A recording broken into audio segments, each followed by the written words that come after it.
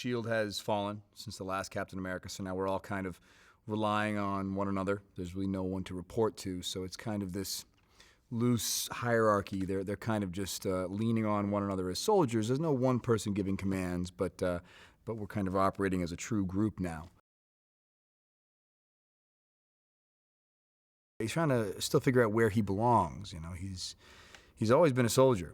He's always kind of fit in that format. He enjoys structure and he enjoys having orders and a plan.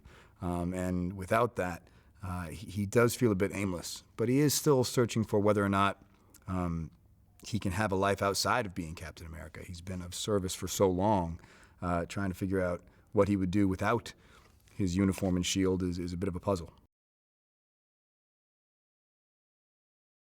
With Joss, I mean, he's not just our director, he's our writer. So that level of involvement that he has with these characters and this material is incredibly beneficial. You know, if you're struggling with a scene or with a line, he's not only phenomenal at coming up with things on the spot, very witty.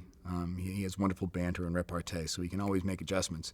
But he's a comic book fan, so one of the main demographics you're trying to please are the fanboys, and since he is one, it's a very safe exchange, knowing that anything he suggests will be met with approval.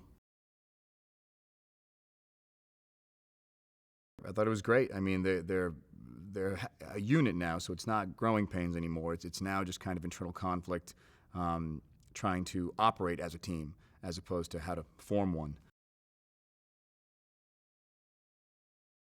I think he's certainly giving the orders, but it's not the type of hierarchy where he gives commands and people have to do it. This is purely in the sense of when battle breaks out and we need structure, Cap has no problem kind of organizing a team approach. In terms of how they behave when we're not fighting a foe, there still is, you know, a loose chain of command. No one is technically in charge.